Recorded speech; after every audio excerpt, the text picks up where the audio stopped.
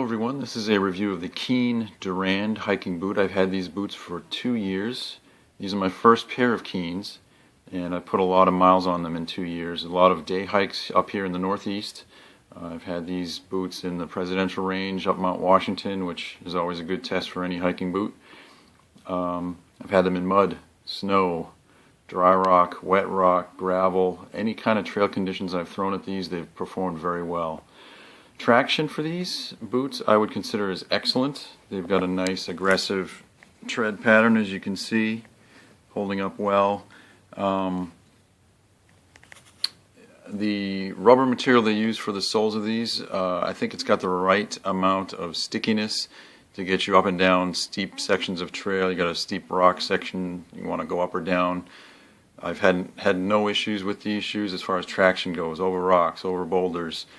I don't think the soles are too stiff. I don't think they're too flexible either. They've got a good balance of stiffness and flexibility. They're rugged overall. You don't feel rocks on your feet when you're walking over jagged rocks beneath you. The toe box on these Keens is wide.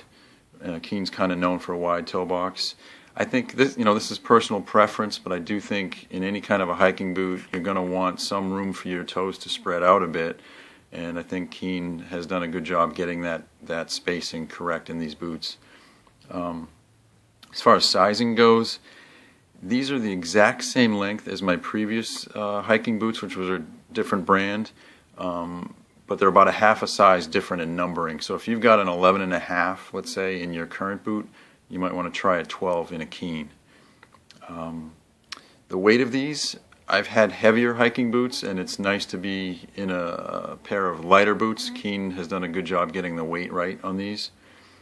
As far as durability and quality, I think both are excellent in these Keen Durands. I like to buy things that last, and by the looks of it, I'll have these boots for a number of years before they wear out. All the stitching still looks really good. They still look pretty much brand new after 2 years of use. As far as comfort goes, I would give these Keen Durands an A- on the comfort scale. I've never had a blister wearing these in 2 years, which says most of the story right there.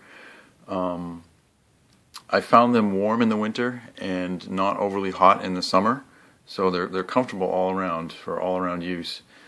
The tongue, I found, could use a little more padding. It's a little bit thin there, but that's personal preference and can be adjusted for with a pair of socks, obviously, so not a big deal. My previous pair of boots had a tongue that was a little more padded. The insoles on these, I've always found them to be a little bit thin, and after 2 years of use, any insole is going to feel like cardboard, and so it's time for me to swap out the insoles that came with these Keens.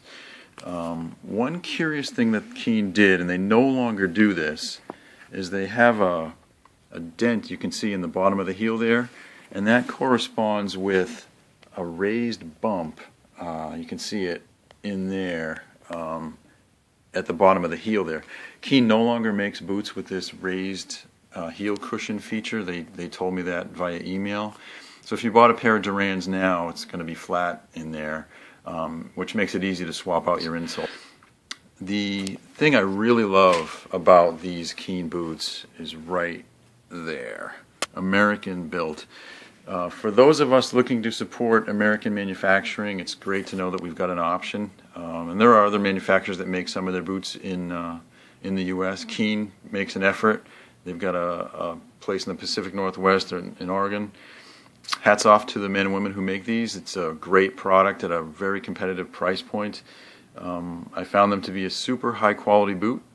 And if these ever wear out on me, I wouldn't hesitate to go down and buy another pair of Keens. I think you'll like them if you give them a shot. Okay, this has been my review of the Keen Durand hiking boot. Have fun on the trails, everyone. Okay, I put the patient in the vise, and this is the end result of this medical procedure. I watched a couple of Dr. Pimple Pop videos on how to remove blackheads. I used a tool like this. I found this was the best tool for the job. It's an oscillating blade tool.